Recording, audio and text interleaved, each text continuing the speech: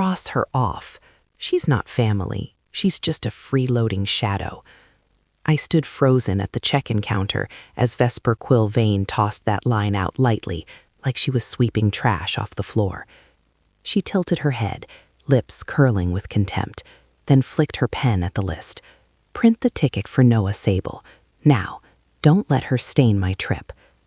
I turned to Gideon, my own son. He was standing right there, hands in his pockets, eyes glued to the cold tiles. The most cowardly kind of silence. The kind that stays quiet so it won't have to choose what's right.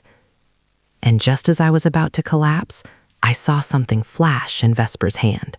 A thick envelope. The words on it, bold like a blade. Power of attorney. My name was on it. Not an invitation, but a trap.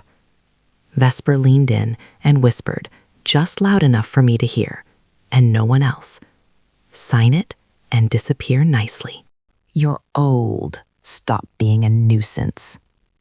But only seconds later, my phone vibrated. An unknown number texted a single sentence. Activate Protocol Veil. In 5 minutes, the whole cabin will hear your name. I swallowed my tears and pressed one button. The airport speaker crackled on, the captain's voice, cold enough to raise goosebumps. We are honored to welcome Mrs. Maris Vane. Who am I that they have to say my name in the sky? Why is Vesper holding my power of attorney? Is Noah Sable just a seat replacement or an accomplice? And Gideon, will he finally stand up or keep selling out his own mother with silence? If you were me, would you bow your head or make them taste humiliation in the very place they tried to humiliate you? Comment stand up or stay silent, plus where you're watching from, and hit subscribe. Because this reversal will make Vesper pay for it in the sky. My name is Maris Vane, 64 years old, dark-skinned from the sun and wind of years of working and then being a mother, living in Tacoma. I'm not the kind of woman who likes making noise. My whole life I've been used to enduring to keep the house calm, enduring so my son wouldn't be put in an awkward position, enduring to the point that sometimes I even forget I have the right to be respected. That morning I woke up earlier than usual. Not because of the flight, but because it felt like I was about to be allowed back into being someone in the family. I made coffee, watched the thin steam rise in the empty kitchen, then checked my passport, my e-ticket, the old handkerchief I always carry. I smiled at myself, a slightly clumsy smile of someone who hasn't been awaited in a long time. On the way to SeaTac, the sky was a pale gray, that Seattle drizzle, tiny drops, but stubborn, like the unspoken things between me and my son. I sat in the back of the taxi, watching long red streaks of taillights on the wet road. In my head, I rehearsed, "Good morning," to Gideon, over and over, as if saying it in the right tone could make every distance shrink on its own. The airport was white, bright, cold light, spilling onto the glossy floor like a mirror. The soft squeal of suitcase wheels, people calling to each other, children laughing, and the boarding now announcement repeating, steady enough to sound like a heartbeat of a foreign place. I stood in line at the check-in counter, gripping my bag strap tightly, my chest full of both excitement and the fear that I was hoping for too much. I saw them from far away. Vesper Quill Vane walked in first, moving as if someone was clearing a path for her. She didn't need to look at anyone and still made people step aside. Gideon walked beside her, pulling a suitcase, his face tired and tense, as if he'd just finished a long meeting. I raised my hand about to call Gideon, but the sound stuck in my throat, as if my throat already knew something was wrong today. Gideon saw me, a smile appearing quickly, then fading just as fast. "Mom, you're early." An ordinary sentence, but his eyes slid away like someone trying to hide a mistake. I wanted to ask to touch my son's hand the way I used to when he was little, but I only nodded, forcing myself to look gentle. Vesper turned toward me, looked me up and down like she was inspecting merchandise, then curled her lip. "You're on time, Mom." Her voice was sweet, but sweet like sugar-coating a blade. I rolled my suitcase closer to the counter. The check-in agent smiled politely. I handed my documents over, trying to keep my hands from trembling. Before I could say anything, Vesper had already produced a printed list, leaned in close to the counter, and spoke fast and decisively, like someone used to giving orders. Then she lifted her head and said loudly enough for people nearby to hear, each word dropping like a stone. "You're not going anywhere. This trip is only for real family." The air around me felt like it was sucked out. I looked at her, not understanding what I'd just heard. I turned to Gideon, waiting for a frown of protest. "Vesper, that's enough. Just one sentence." Gideon stood there, hands in his pockets, staring down at the cold tiles, as if the floor held something more interesting than his mother's humiliation. Vesper pulled out a pen, unhurried. She bent over the list and slashed through a line. The pen dragged across my name like cutting the last thread. Then she pushed the paper toward the agent, her voice still sweet, but now openly contemptuous. "Print the ticket for Noah Sable. Remove her from the system." The agent hesitated for a beat. I saw her eyes flick to me, then back to Vesper, as if weighing whether this was a family matter or a procedural issue. But Vesper gave no one time. She smiled the way people smile when they're used to deciding for everyone, smiling as if she were doing something reasonable. I heard the ticket printer clatter. That sound is ordinary, but in my ears it was like a stamp being pressed onto a verdict. I tried to swallow, my throat dry and burning. "Vesper, what are you saying?" I asked, my voice so small I surprised myself. Vesper shrugged. "Mom misunderstood. Mom should stay home and rest.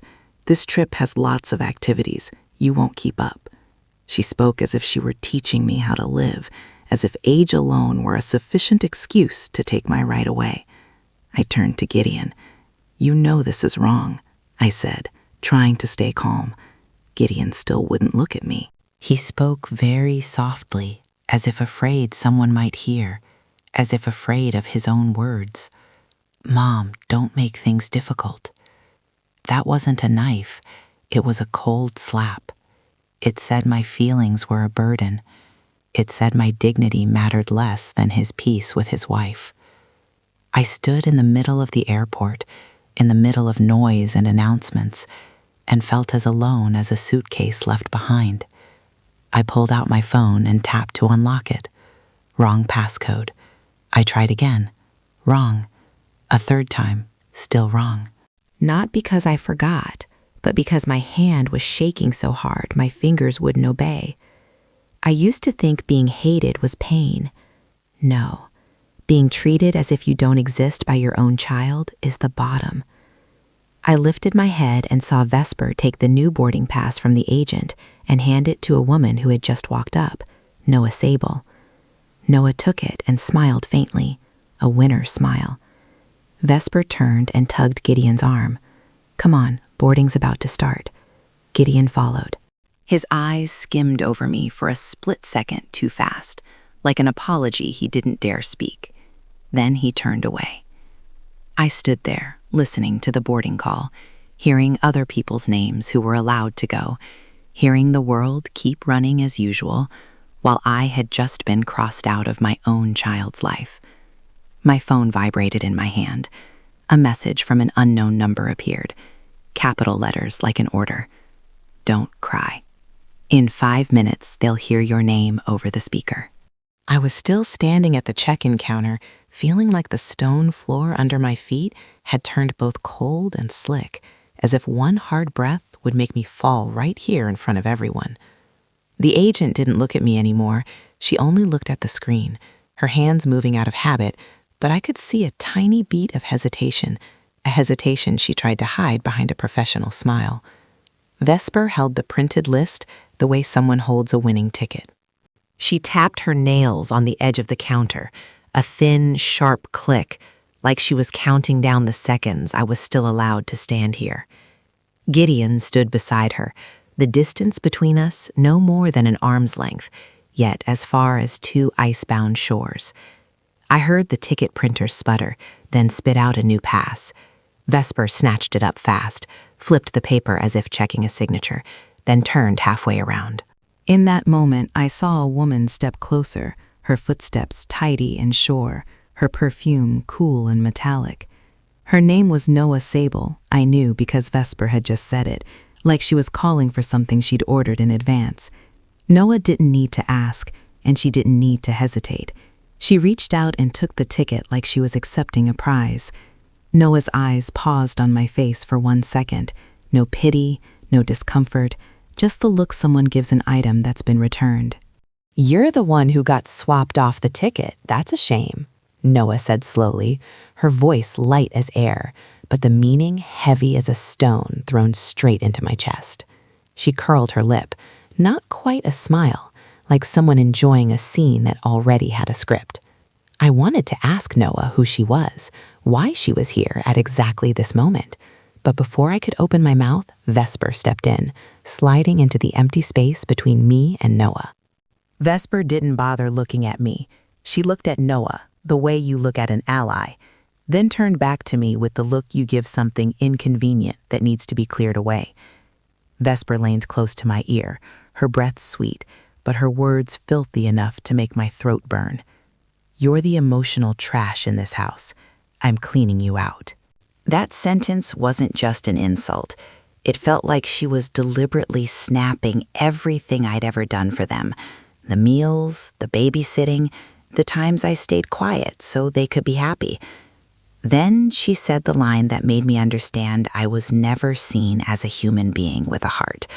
I was just an obligation to erase. "You think being a mother is power? No.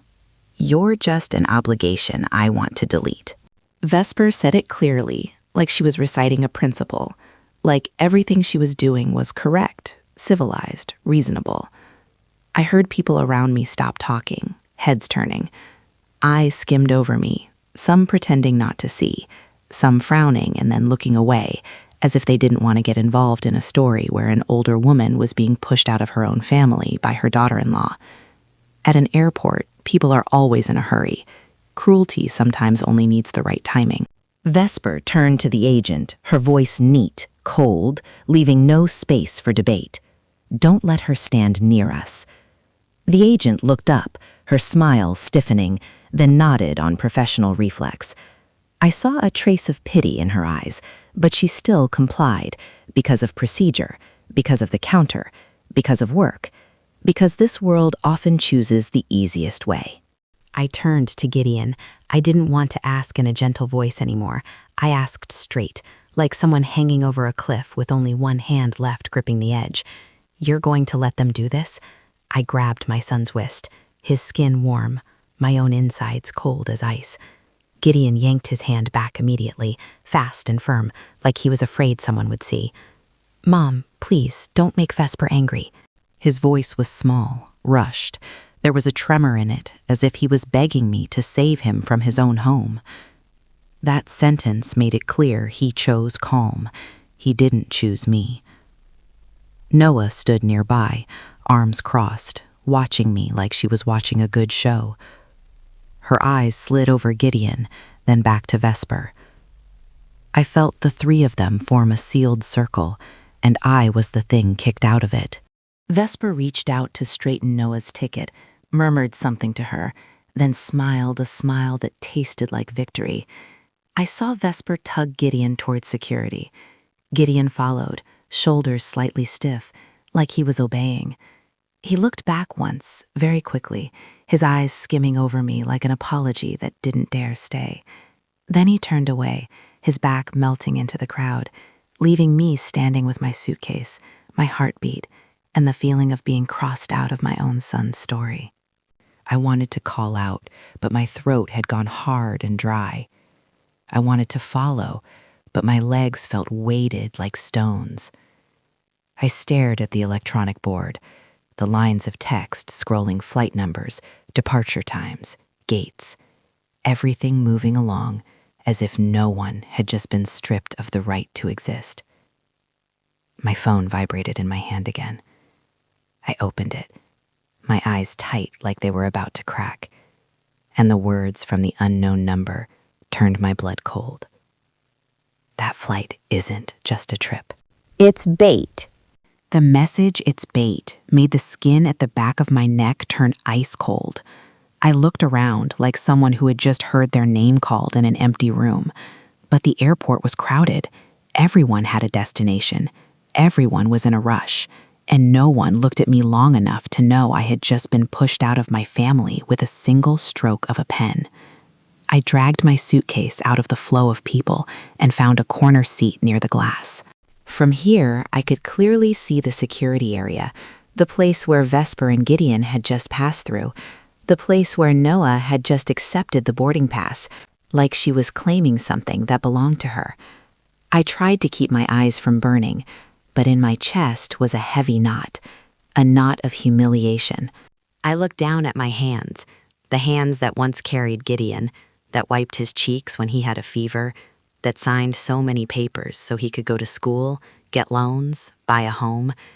And today, those hands were left in the middle of an airport like something no one wanted to claim. My phone was still resting in my palm, the screen lighting up and going dark, lighting up and going dark, as if reminding me someone was watching me, someone was waiting for my reaction. I felt my heart pounding, not the excitement of a trip, but the pounding of someone backed against a wall. I took a breath and started to stand up, to leave, so I wouldn't have to watch them roll their suitcases away, like they were rolling me out of their lives. And right then, a figure sat down in the seat beside me, so quietly I only noticed when the scent of his coat drifted past, clean and dry like paper and metal. He didn't look at me at first. He looked straight out at the runway, his voice low and even, as if we had known each other for a long time. "Maris Bain, are you still breathing?" I flinched, my hand tightening around my phone. No one here called me by my full name like that. I turned and met a man in his 50s, salt and pepper hair, eyes deep and steady, a gaze with no pity and no cheap curiosity. His gaze looked like someone used to standing beside secrets. "I'm sorry, who are you?" I asked, my voice hoarse, because my throat was still knotted. He tilted his head slightly, as if he understood I would react this way. "I am Mr. Hallow." He said his name the way you say a title, not a warm introduction. Then he spoke the name that made my heart feel like someone squeezed it. Callum Vane. My husband's name, spoken by a stranger, made my face burn. Callum was gone, but the way he said that name made me feel Callum was still somewhere close, like a hand on my shoulder telling me to stand up straight. Mr. Hallow reached into his coat pocket and pulled out a thin metal card, cold silver catching the airport lights. He placed it in my palm, decisive, like placing evidence. The engraving was clear. Maurice Vane, owner, Priority Channel. I stared at those words until my vision blurred. "What is this?" I asked, even though inside me a vague answer was already trying to surface. Mr. Hallow spoke slowly, each word like a nail, so I couldn't lie to myself anymore. "Callum Vane told me if one day they cross your name off, return the sky to you." I gave a dry, brittle laugh. "You say it like I own this entire airport." "You don't need to own the airport," Mr. Hallow replied, his calm almost terrifying. "You only need to remember who you are." I looked again at the card, the cold from the metal spreading into my skin. In my mind, I saw Callum in the kitchen, sleeves rolled up, fixing our old coffee maker, telling me there are times in life you have to set boundaries. I heard him, but I didn't do it. I chose peace. I chose endurance. I chose to make myself smaller so everyone else could be comfortable. Mr. Hallow watched me for a moment, as if reading what I hadn't said. Then he said the line that made my chest jolt. "Don't beg them for a seat." I swallowed hard. I understood he was talking about the seat I had just been stripped of, the family status taken from me. But his words hit a deeper truth. I had begged for too much my whole life, begged to be acknowledged, begged to be loved, begged for a place in my own child's heart. Mr. Hallow leaned slightly toward me, his voice still low but sharp. Let them know you're the one who allows that flight to take off." I looked at him, feeling like the sky had tilted a fraction. Part of me wanted to argue, to say he was exaggerating, to say I was just an old mother being despised by her daughter-in-law. But another part of me, the part exhausted from begging, the part that had been crossed out in front of a crowd, that part straightened its spine. I looked out through the glass where the aircraft was preparing to roll toward the runway. If what he said was real, then everything I had just endured was only the first layer of something bigger. The message, "It's bait," surfaced in my mind again, like a hook trembling underwater. Mr. Hallow didn't offer any more explanations.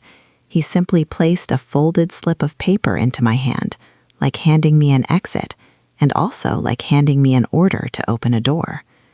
I unfolded it, and the black print was clear, neat, and cold. Protocol Vale, activate before the plane starts taxiing. The slip of paper, Protocol Vale, sat in my hand like a piece of cold ice pressed onto a wound that was still bleeding. I looked at the letters, then at the metal card, then at Mr. Hallow, the man who had appeared as if he had been waiting for me to collapse so he could lift me up at exactly the right moment. "Where did you get this?" I asked, my voice rough, half from emotion and half from suspicion. Mr. Hallow didn't answer right away.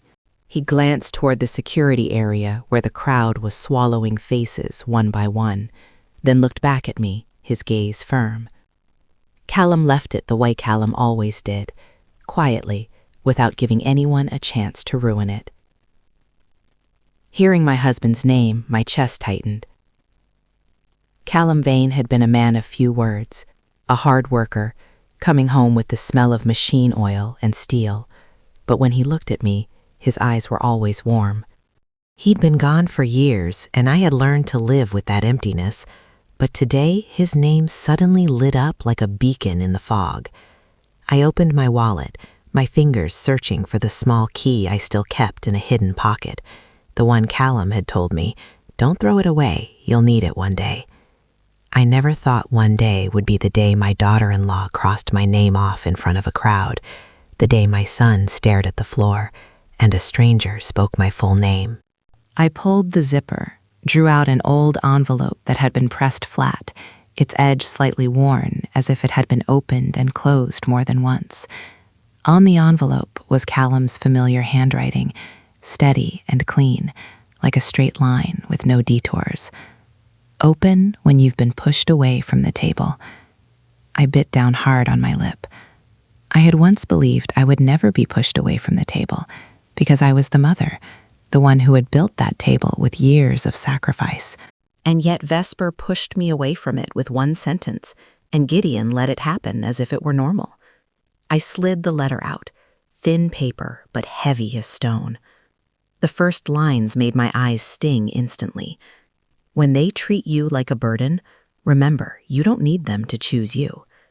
That line sounded like Callum, direct, few words, but it struck the deepest bruise in me, my habit of waiting for others to grant me permission to exist. I kept reading each word like a hand pulling me out of humiliation. Callum wrote about the years he worked, about preparing this not so I would be rich, but so I would never have to bow my head to anyone. He wrote that he had seen me shrink myself to keep the family calm, and he didn't want me to die inside the role of the one who endures. I looked up at Mr. Hallow. "You know everything about Callum." Mr. Hallow gave a small nod. "I knew the part he wanted you to know at the exact time you needed it. He said it as if he was reading the rhythm of my life, a rhythm I had never truly controlled." I unfolded the stack of documents beneath the letter, the smell of notarized paper, printer ink, the smell of law and authority, cold and exact.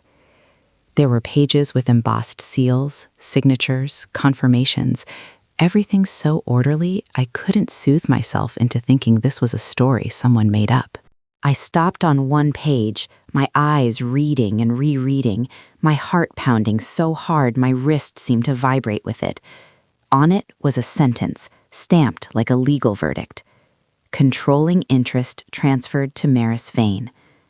I heard my own breathing change, not because of numbers or money, but because it felt like Callum was standing behind me, his hand on my shoulder, telling me I didn't have to beg for a seat anymore.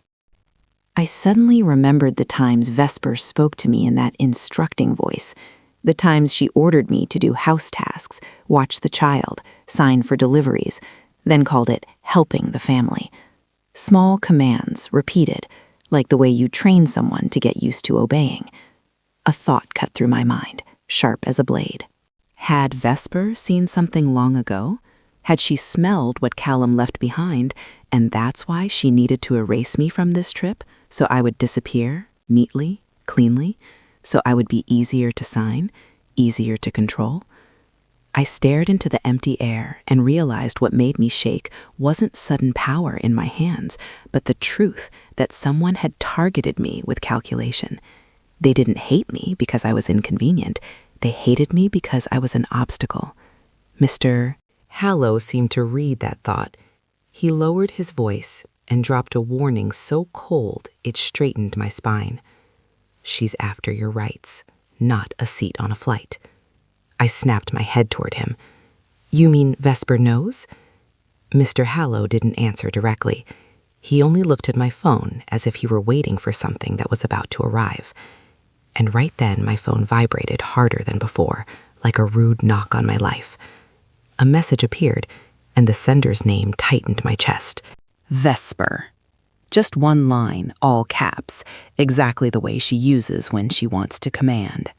Who are you talking to? Don't put on a show. I stared at the screen, then at Mr. Hallow, feeling like I had just been dragged into a game I didn't even understand the rules of, while my opponent was already ready to flip an ace onto the table. Vesper's message was still glowing on my screen like a finger pointed straight at my face. Who are you talking to? Don't put on a show. I stared at that line, and I suddenly thought about all the times I had forced a smile just to keep the peace, all the times I let other people define me as annoying. Though calm, it made me feel I had to be calm too. He didn't push me to reply, and he didn't explain anything else. He simply placed a finger on the slip of paper that read, Protocol Vale, tapped it once, and said, as if he was reminding me of the rules of the game, activated before the plane starts taxiing. I looked out through the glass. The aircraft was there, silver body, windows lined up like cold eyes.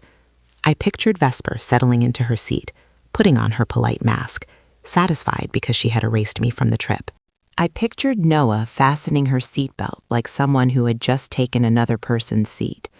I pictured Gideon sitting beside her, silent the way he was at the check-in counter. I lowered my gaze and opened the metal card again. The engraving on it felt like a mark that couldn't be denied.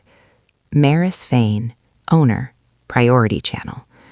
I had never wanted to use things like this to beat anyone, but Callum had written it clearly. You don't need them to choose you. And Mr. Bond. Hallow had said one thing that landed hard. Don't beg them for a seat. I had begged too much in my life. Now it was my turn to set the rules. I opened the app the way the slip instructed. The screen went dark for a beat, then a new interface appeared, neat and cold. A verification request popped up. I entered my name, my date of birth, a long code Callum had once tucked into the envelope. I pressed confirm, my finger hitting each key cleanly. No slips, no errors. For a second, I expected my hand to shake the way it had when I tried to unlock my phone earlier, but the shaking was gone. Inside me, there was only cold clarity, the kind of clarity you get when you finally see the real map of your life after being lost for too long. A line appeared on the screen, sharp and final, like a stamped seal. Verified owner, channel active. I felt my breathing settle. Mr. Hallow tilted his head slightly, as if he had known the result all along. Good, he said, then leaned back, letting me take the rest on my own. On the screen were options, words that smelled like operations, oversight reports. I didn't need everything. I needed one cut sharp enough to make them understand this was real. This was authority, not an act from a humiliated mother. I tapped the announcement option. A blank field appeared, asking for content, timing, level. I didn't type a speech. I typed 3 words, short, clean, razor sharp. Owner, greeting. Now. I hit send. A loading circle spun, and in that moment my whole body went still, as if the airport noise had been pulled far away. I didn't look at Mr. Hallow. I looked out at the glass, at the plane preparing to taxi, at people still moving through the gate like tiny dots. A soft beep came from the app. A line appeared. Request acknowledged. I didn't know exactly what they were doing on the other side, but I knew the system had heard me. I rested the phone in my palm, and then the airport speaker chimed a familiar sound. It's usually just reminders, boarding lines, gate numbers. Today it was different, like a blade sliding out of its sheath. The captain's voice came through, low and clear, as if you were standing right behind me. We are honored to welcome Mrs. Maris Vane, the controlling owner. I didn't flinch. I only felt a wave of heat cross my chest and vanish quickly, replaced by a cold quiet. I pictured the cabin going silent. I pictured Vesper turning eyes widening, lips stiffening, as the words controlling owner struck the thing she believed belonged to her. But the next sentence was the true razor blade, because it didn't just call my name, it forced them to act in front of the whole cabin, forced them to admit there was a hand above Vesper's in this game. The captain continued without a tremor. At the owner's request, passengers traveling on tickets issued under a changed identity are asked to speak with the lead flight attendant. I felt my lips curve slightly. Not a victory grin, but the smile of someone who had just restored order. Noah had taken my ticket.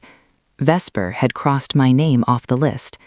Now they would have to explain that to strangers, to crew, to the system, to the sky. My phone vibrated again and again.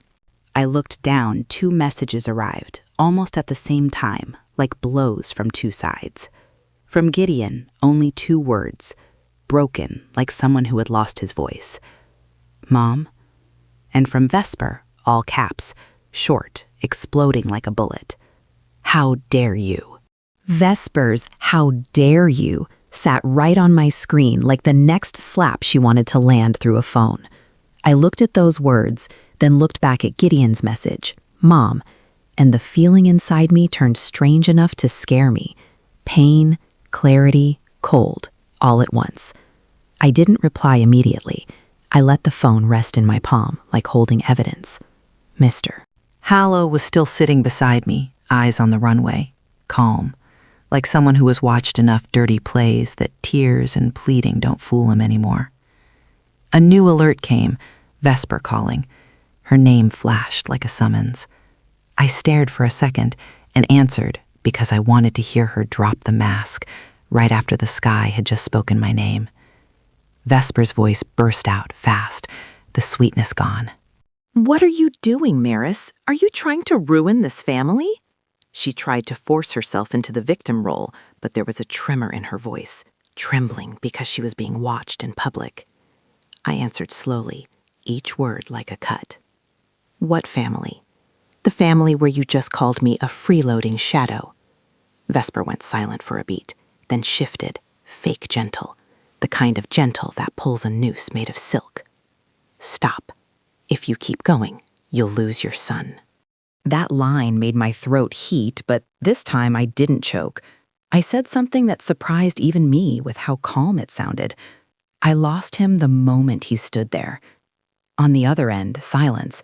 Then Vesper hissed, low and poisonous. You think you won? You think having a little power means you can do whatever you want? Gideon will hate you, you understand. I looked at the message. Mom? A weak cry, like someone trapped in a cage. I didn't feel triumphant. I only saw the picture clearly. Vesper was still using Gideon as a shield, a hostage, a rope to drag me back into my old place. I hung up, not letting her keep talking. Then my phone vibrated again immediately, Gideon calling. I looked at my son's name. My chest stung, but my hand stayed steady. I answered. Gideon's voice sounded like he had been running, like he was afraid. Mom, what are you doing? On the plane, they're calling out announcements. Vesper is panicking. Everyone is staring. You're making this too big. I closed my eyes for a second, then opened them and spoke straight without raising my voice because I wanted him to hear it clearer than all the noise around him. You call the truth, making it big. Gideon swallowed. I could hear his breathing through the phone. Mom, please stop. I can't take it. Vesper will... I cut him off. Vesper will what? Get angry? Punish you? You say that like you're describing the weather, like it's something you're supposed to accept. Gideon went quiet, and inside that quiet I heard distant sound, maybe the cabin speaker, maybe murmurs. I pictured Gideon sitting there, fingers gripping the phone, eyes scanning the cabin, afraid of judgment, afraid of embarrassment, afraid of his wife's look. I kept going my voice low, but digging deep, because I wanted to hit the exact bruise he was hiding. Gideon, you were so small once. You used to run to me when you were scared. Now you're more afraid of your wife than you are of losing your mother.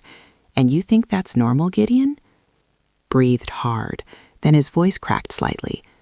Mom, I don't want you to get hurt. I just want everything to be calm. I gave a small laugh, not happy. Calm? How calm? By erasing me from the list. Calm by swapping my ticket with someone else's. Calm by telling me not to make Vesper angry. And then Gideon spoke, small, like someone accidentally dropping a secret he's held so long his tongue has gone numb. Mom, don't trust Noah. I froze. Noah Sable, Gideon answered very fast, like he was afraid he would regret it if he slowed down. I've seen her at our house. That sentence dropped like ice water. There was no reason a seat replacement would be at my son's house, unless Noah wasn't a random stranger at all. I tightened my grip on the phone. When Gideon stammered like he could feel the dirt in his own mouth, a few times. When Vesper said she was a friend who handled paperwork, a friend who advised on things, I didn't ask. I thought you weren't involved.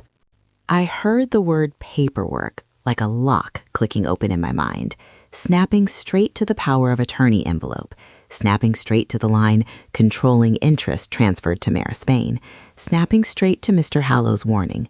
Vesper wasn't aiming to humiliate me. She was aiming to make me sign, make me disappear, make me hand over my rights willingly. Before I could say more, Mr. Hallow placed a hand on my arm, light but firm, like pulling me out of an emotional pit and back into strategy. He looked straight into my eyes, his voice low, each word dropping clean like a piece placed on a board. Noah isn't a seat replacement. She's a paperwork piece. Mr. Hallow's line, Noah, is a paperwork piece cut into my head like a thin blade that goes deep. It snapped everything together, neat and brutal. The flight was just the stage. The stolen seat was just bait. They wanted me to react, wanted me to panic, wanted me to turn myself into a confused old woman in front of witnesses, so the signature that came after would look reasonable. I looked down at my own hand, the hand holding my phone, and I realized the scariest thing wasn't that Vesper hated me. The scariest thing was that she understood me, understood my habit of swallowing things, understood the way I always tried to protect my son's dignity, and used that exact habit to tie the rope around me. Mr. Hallow handed me a set of photos, pulling them from a slim folder as if he had prepared them. The moment I touched them, I felt the paper was thick, cool. Look. He said, his voice dry, without extra emotion, because he knew emotion was already enough to drown me. The first photo made my stomach tighten. Vesper and Noah were standing side by side outside a law office. Noah held a thick folder. Vesper tilted her head and said something, and the two of them looked familiar in a way that made me sick. Not the kind of meeting you have for fun, but the kind you have because you're doing something dirty together. The second image was an appointment schedule. The date and time were clear. The attorney's name was clear. The address was clear. along with a note that felt like a knife. Capacity review, PLA execution. I read it and my throat locked. A capacity review. Signing a power of attorney? They didn't want me to take a vacation. They wanted me to become someone not lucid enough so others could sign my life for me. I looked up at Mr. Hallow like I was clinging to a rock edge. How did you get this? Callum left many doors. Mr. Hallow answered short. I only opened the right one at the right time. I swallowed hard. Callum's words from the letter rang again, when they treat you like a burden. But now I understood something deeper. They didn't only treat me like a burden. They were turning me into a burden, on paper, in signatures, in law, so stealing control from me would become legitimate. Mr. Hallow slid another page toward me, a copy of an envelope like the one I had seen earlier, the words "Power of Attorney," and my name listed as the grantor. I remembered that moment at the check-in counter when I saw the envelope flash in Vesper's hand. Back then, I thought it was a trap. Now I knew it was a spear, already sharpened. He spoke slowly, each word like a nail hammered into my memory. She wants you to sign your own disappearance. I let out a broken laugh, then stopped, because it sounded more like crying. I remembered every time Vesper called me Mom, but her tone used the word like a label on a box, a label meant to sort. I remembered the questions that sounded like concern. Did Mom forget to take her medicine? Does Mom get confused? The way she asked them in front of Gideon and my grandchild, like planting seeds. I had told myself it was just control. I had told myself she was simply difficult. The truth was, she was writing a different story about me, a story where I was weak, confused, inconvenient, where I needed others to help, and that help would clean me out. I stared out into the distance, where Gideon was on that plane, where the speaker had just called my name.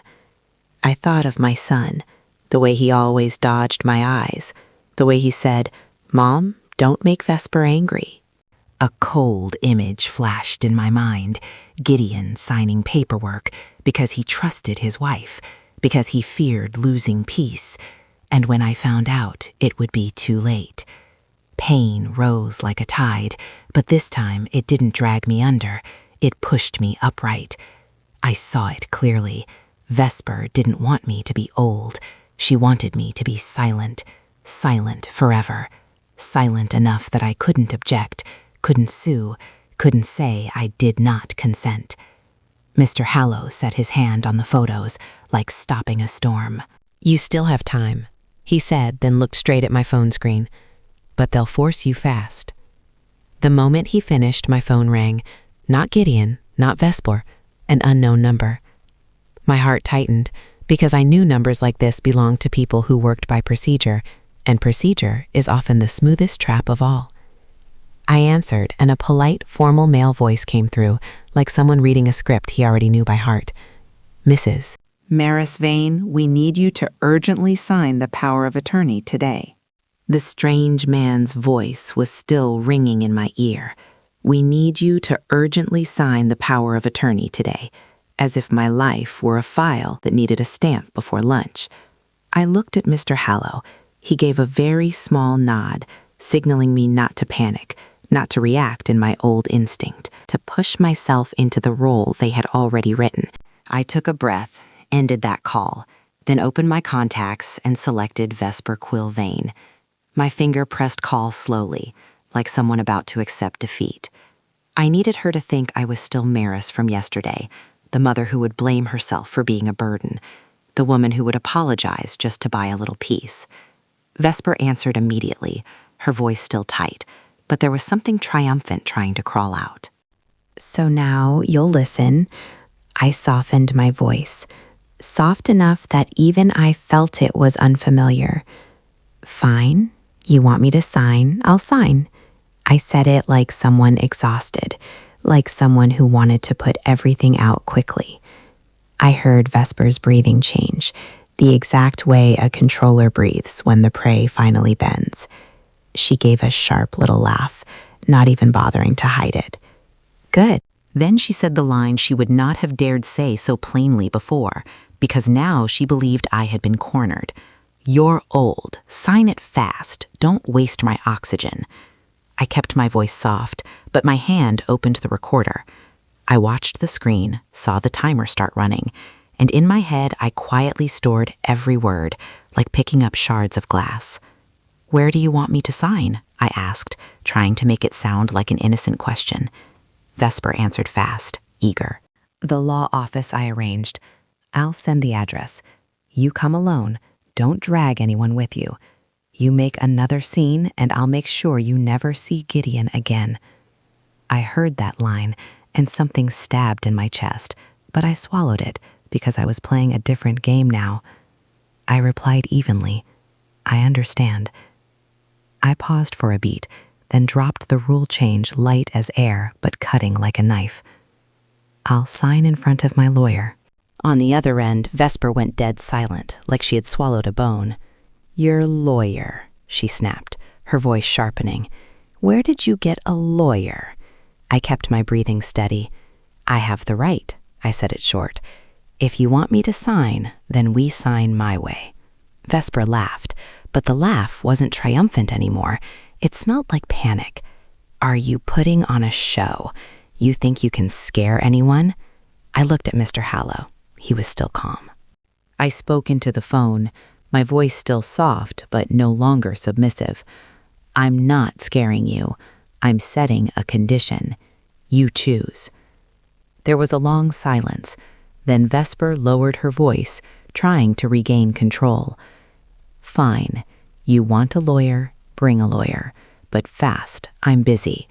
Don't think you can flip this." I stopped the recording, and inside me I saw it clearly. She had just put her own neck into the loop. I sent the address to Mr. Hallow. He looked at the screen for a second and nodded. He stood up first, like someone clearing the path. When he leaned down to speak into my ear, his voice low and firm, my spine straightened. "The lawyer is here." I barely lifted my head when a woman walked toward us, her posture compact, her eyes sharp like a blade honed clean. She stopped in front of me and handed me a business card. Blythe Rowe. Blythe Rowe stood beside me like a straight line, compact, cold, with no extra gesture. She looked at Mr. Hallow's card, looked at the documents Callum left, then looked straight at me. "You want to bait them into saying it themselves, right?" I nodded, my throat dry, but my eyes didn't blink. We walked into the law office at the address Vesper sent. The receptionist recognized my name, looked at me the way you look at a file you've already been briefed on. I saw the setup in Mallop. Blythe didn't let me answer for myself. She introduced herself, set her card on the counter, her voice calm but heavy with pressure. "I am Mrs. Maris Vane's attorney. Any conversation related to a power of attorney must go through me." Vesper appeared in the hallway, walking fast, eyes sharp as needles. She slid past me, forced a smile, then looked at Blythe like she was an unexpected obstacle. "An attorney? Do you need to make such a big deal?"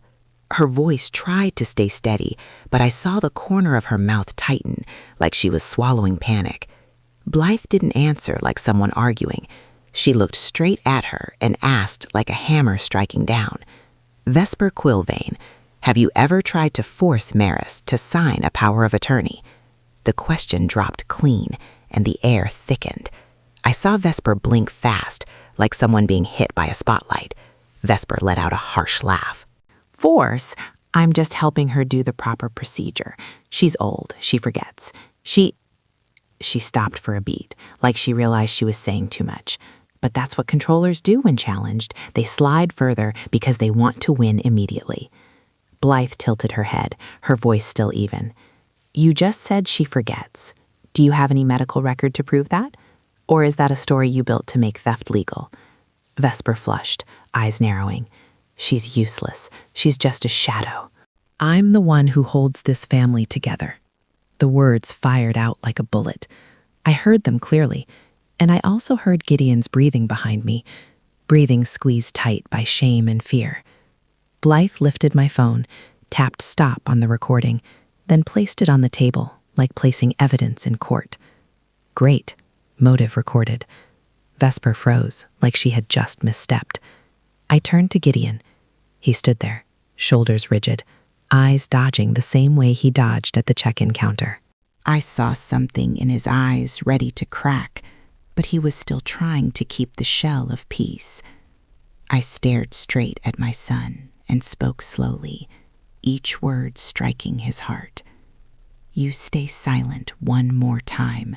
From now on, you no longer have a mother. Gideon looked at me, lips trembling. Then he turned to Vesper, like someone finally standing up from the seat of a coward. You don't love me. You only love the feeling of controlling me. That sentence turned Vesper pale, because it was the thing she feared most, a puppet cutting its own strings. Vesper lunged forward, eyes wild, her hand reaching straight for my phone, like she wanted to erase everything that had just been captured. Blythe stepped in instantly, blocking her, her voice cold, final, ringing like an alarm. Call security.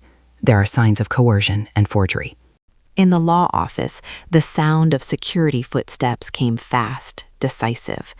Blythe stood in front of me, the recorded phone on the table like a trap that had snapped shut. Vesper struggled, eyes wide, breathing quick, like someone about to lose what she thought she owned. I looked at her, and for the first time in my life, I saw her shrink, not because I grew bigger, but because the truth now had shape, had sound, had timestamps.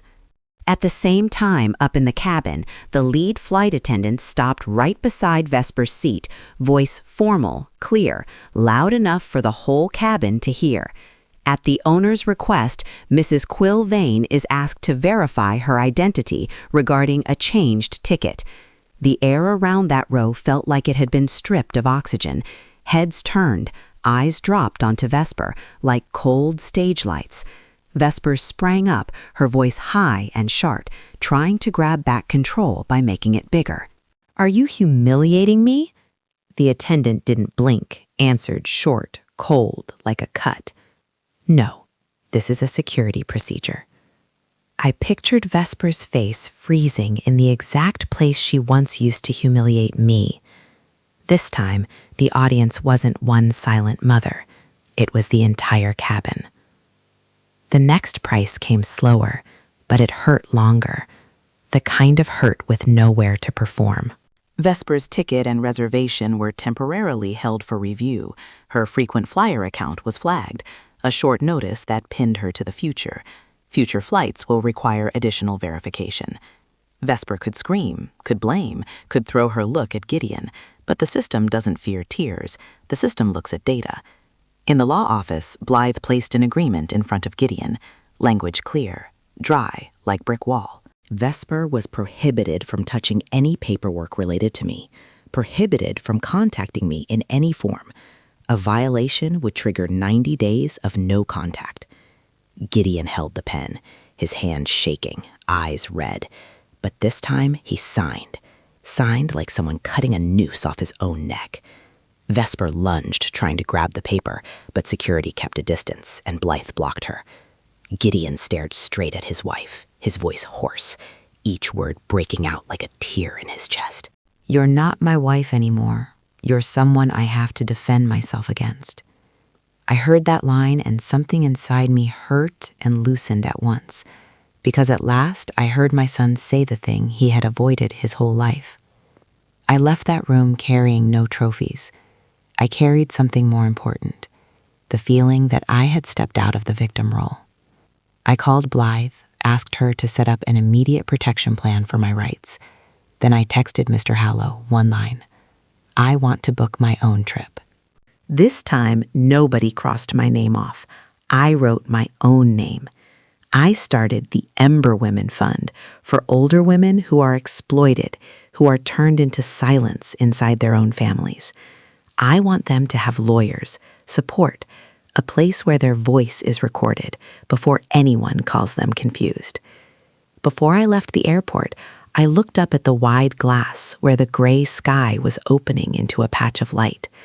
I said one line, like sealing a lifetime of swallowing things.